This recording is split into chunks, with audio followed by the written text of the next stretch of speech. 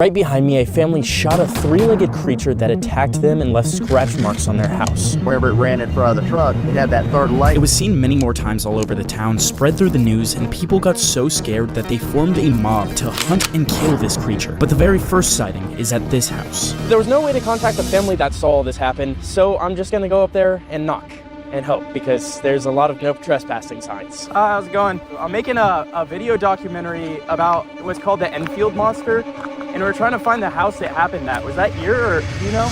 I seen it online, I looked at shit up on the phone. I have no clue. Well, this wasn't the guy that got attacked by the creature. We later would find the correct man. But in order to ask him the right questions, we have to go over exactly what happened at this house. So there's 3 houses on this property. This new one, this one, where a second sighting happened, and this broken down one, where I believe the first sighting with this creature happened. Henry McDaniel, he gets home pretty late, around 9:30, and his daughter and son are freaking out. They're pretty young. It's their first time staying home alone. They say a creature came and it scratched their screen door and then kicked their AC unit out of the window. But then he hears scratching outside. So, just to be safe, he grabs his .22 Glock, like any sensible man would. He opens the door, but he hears some shuffling in the bushes.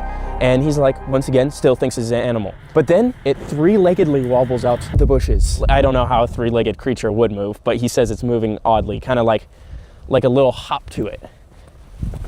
That shit was crippled, bro. Yeah, but once he sees this creature, sees what it is, it's clearly not something normal. He thinks it's aggressive. So this is when he takes out his gun and he shoots it. And he says it has no effect on this creature. He literally said, with his third leg. And apparently this creature leaps only 3 times to get to the railroad. He says it's about 50 to 75 feet away. I'd say that's about how far we are now. It's really hard to tell, but we believe that this broken house behind us is where McDaniel saw the creature. I was a little unsure at first, but I actually think this might be the house. Like, that looks like what the front of the house was in the picture. If this was his front door right here, like he has a view of the train tracks right there. You could have seen the creature right here. This is where he shot it. It's behind those bushes over there, lots of bushes over there. It seemed like the correct spot, and this helped us understand what exactly happened that night. But shortly after Henry McDaniel shot this thing, he was so worried that he called the sheriff. They get here and they investigate. There's no body, obviously. There's no blood, which if something got shot, I would think there's a little bit of blood. But the officers do notice tracks. Dogs, or most animals, mammals, have 5 pads. This one, though, has 6. But it gets way stranger, because when the police are interviewing around, they talk to the neighbors, where their kid says he saw this creature earlier and got attacked by it. So Greg Garrett's story goes like this. He's outside playing earlier that evening, so I'm guessing like around 6 or 7.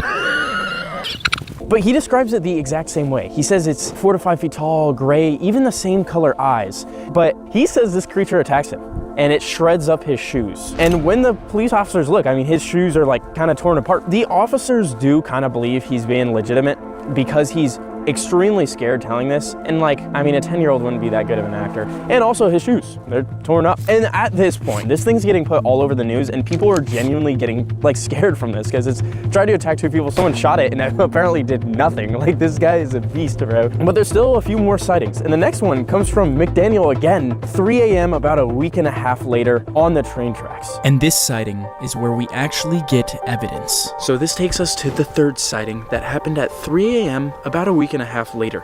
McDaniel, who's living somewhere right on this property, he comes out because he hears his dogs howling, and he looks out on these railroad tracks and he sees it again. The same creature he recognizes, the weird 3-legged walk and the glowing red eyes, the gray skin, everything. But this time it's not trying to get into the house, it's not trying to attack him, so he doesn't shoot out of the kindness of his heart. We were talking about this a minute ago. We wonder how a 3-legged thing walks. Whoa, there it is. Why are you twerking? Bro, you were in the He was just dingling his 3rd leg around, bro. But to get the actual evidence, we had to walk down the railroad to where this thing was seen. I'm reckoning it's some animal that got its leg ran over by a train. How is that not a bigger theory? It's just a normal animal with a missing leg. Damn, and people were shooting at it. Poor guy. That's actually really sad. I just got tripped out by the shadow. Shit. See that? Yeah. Did that happen to you too? Yeah. Holy shit. Nah, I think that's just the metal, like, cooling off. I hope. But The next spot, very important. McDaniel makes a call to WWKI radio. Apparently, there's this group of people with this radio station that are already looking into investigating this, and he tells them that he sees it again. They get their 3 investigators on this, and they come down here. They have the next sighting, which is really important, but the actual location for this thing, all they describe it as is an abandoned building. So let's just continue on the tracks for a little, because that's what they said. They said they just kind of follow the tracks. This was about 60 years ago. Just throwing that out there. If that building was abandoned 60 years ago, it is in shambles now. I'm not gonna lie to you guys, I don't think this abandoned building is here anymore. But some really, really important things go down at this abandoned building. They get the call from the boy McDaniel over there at WWKI radio. And the main guy who runs this thing, his name's Rick Rainbow. Crazy name. He brings this other guy who's a big game hunter, Ed Phillips. Them and I believe one other person, unnamed, come up here. Near an abandoned building, they see this thing again, Arzu. Well, for them the first time. And not only do they see it, get ready for this, guys. Hold your balls. They hear it and get a recording of that. This recording, I can't find anywhere on the internet. Someone else listens to the tape. That's a cryptozoologist, someone that studies weird creatures specifically. And they also visit and they hear a similar sound. And they say, apparently according to them, it's like nothing they've ever heard of. And then we have some other witnesses, unnamed, that say it was like a blood-curdling howl. I think it's very possible this could have been an animal near the area. So there's a few animals, their scream I have pulled up. So first we have a red fox. I would say that's like a blood-curdling howl. High-pitched though? I don't think that's that high-pitched. Then we go to the barn owl. Don't owls just say who? Apparently that's an owl. That's literally an owl. That's crazy. Raccoon, also in the area. That actually sounds a lot scarier than I thought. Next, it could have just been a wild cat. Low-key, that's kind of sounds like it. Okay, and then the last one, a coyote is also in the area. This is actually probably what we heard earlier. Wait, aim the camera that way. At this point, after they record this sound, it's absolutely everywhere. It's made state news. Like, it is as big as it can possibly get. So people in this town of just 400 people at the time get so scared, they form a group to hunt and kill this thing. They have guns, they're locked and loaded. So we're gonna go around where they met up and shit goes down there. I'll just say that. So we drove about 3 miles to where this mob met up to hunt and kill this creature. We're right outside of Enfield, about 3 miles from McDaniel's house. And this is where the group meets up. They call themselves the Enfield Vigilante Squad. I think that name is ass. I'm gonna be real. I feel like we could come up with something better. The 3-legged killers. And so this is a group of 5 people. The one problem is it's all people under 20. Their kind of plan here is they meet up here and they just go around shooting stuff. So apparently one of them claims that they did see it and he shot it. But I'm kind of thinking, bro, they probably were like drunk and shot a dog or something, because they also did have alcohol. I don't know if any of them were serious or if they were just trying to have fun. It does seem fun. I'll give them that. But cop pulls up, arrests all of them, every single one of them, because they're shooting stuff, which is big no-no if you didn't know, guys. Alcohol plus shooting random stuff, bad idea. And after that, the police goes to McDaniel and he basically says, like, shut the hell up, buddy. You need to stop talking about this. And that's basically the end of it. And from here, there weren't many leads to go off of. I mean, the original house was torn down and the neighbor, quote, said, I have no clue. so we went into the only store in town, asked around with no luck until somebody came up to our car. His dad is the one that sold. Yeah. Henry lives in, and I think he lives on the left-hand side of the road.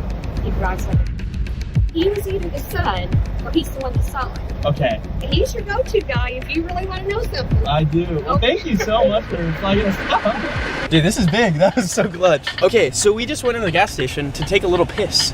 Actually, a fat piss. It was a nice stream, 10 out of 10. That's besides the point. So basically I found out that this man was his son, and we found what town he lives in, which is only 100 people there, and what car he drives. So our plan was to drive around the town and find his car. I don't want to leak this information or dox him, so we're not going to say that. So we can actually talk to the first-hand witness. That is so crazy. And guys, just to put this into perspective, I believe that Henry McDaniel is the only living person who had a sighting of this creature. But this is the only alive man who was part of the original sightings. Okay, yeah, there's really not even many houses, so I feel like this should be pretty easy. Unless there's a garage and a car is parked in the garage. That would be unfortunate. Oh, there it is. That is crazy. Oh shit. Why am I nervous, bro? Okay, so I'm just gonna go up there and see if he's willing to talk. Hopefully he is. Yeah, that's my plan. It's a little bit weird because it's like, hey, I found you.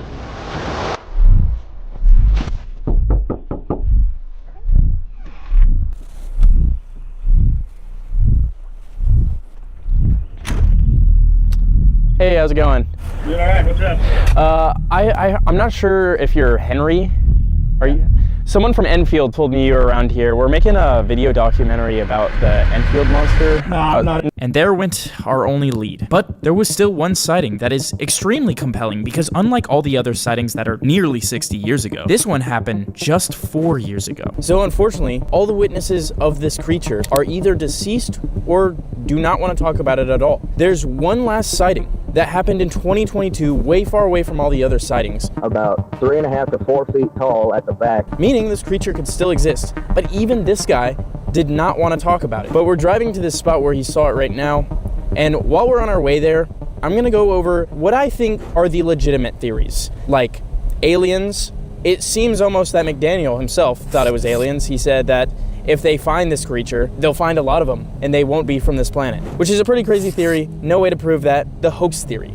This is just that McDaniel made it up, everybody made it up. The second sighting from the kid, Greg Garrett, he later said that he did make it up. His shoes were destroyed, and so he probably heard the story of this creature and was like, hey dude, this is a way to get new shoes. He might be the genius behind all of this, because that's a diabolical plan for a 10-year-old kid to come up with. I don't think it was a hoax. I think McDaniel believes what he saw. I believe the other people believe what they saw. The next one, the kangaroo theory. This is a theory that it was a kangaroo. The biggest reason I think this theory could be true is a man in Ohio, just one state over, had a missing kangaroo. Now, how did it get all the way over here? I have no idea. But like, it matches like the third leg appearance, the hops, even the height is usually around 5 feet, which is what it was described as. It doesn't match the pink eyes, the skin being gray, but it was nighttime when this thing was seen every time. The big problems with this, the tracks don't match. There probably would have been a tail track too, like you probably would have been able to tell. And then the biggest thing is that McDaniel himself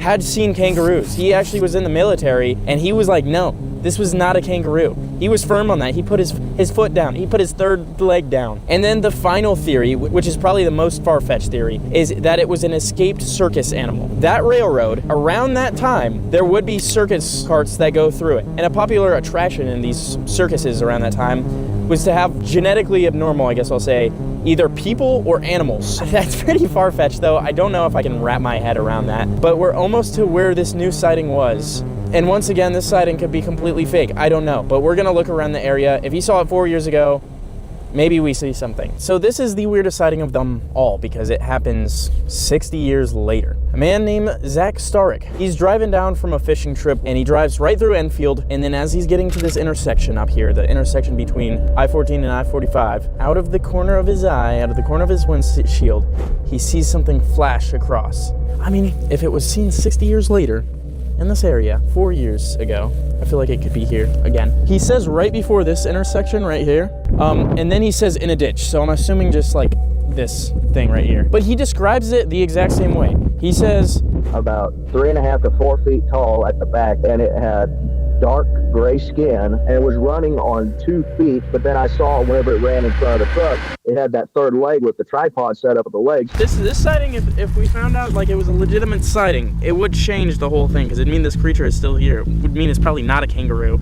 It's some sort of, I don't even know, unless kangaroos are breeding. So I don't think kangaroos can survive in this weather for sure. I always get comments on how dim my flashlight is. Does it look better, guys? Is it better now? Does it look good? It's a good flashlight. I just changed the batteries. It wasn't the flashlight that's bad, it was the batteries. It's not what you are, it's what's inside of you. What? Let that sink in. I'm not even seeing any like tracks. This is a very big open area. I see 2 red glowing things over there. Oh yeah, maybe that's what he saw, bro. All right, guys. I'm gonna give my conclusion. I don't think the sighting is legitimate. I think McDaniel, as well as some of the other people, saw something. I'm putting my third leg down right now, and I'm saying I think it was a kangaroo. And I think it for a few reasons. It's just the hops and the third leg thing is literally, it just sounds like a kangaroo. It could have also been kind of the circus theory, I think. I think a circus is likely to have a kangaroo, and the circus is going right on the same railroad as him, I think that's probably the most likely thing. I mean, I could agree. Is it like some deformed kangaroo? Wait, why does it have to be deformed and ugly? Bro, I mean, if someone shot at it, it's not gonna be like a cute little kangaroo. That's a good point. You're gonna be like, what the fuck? I don't think we'll ever truly know, but I think the most likely thing it was is a kangaroo for sure. I love you guys. This was a kangaroo for sure.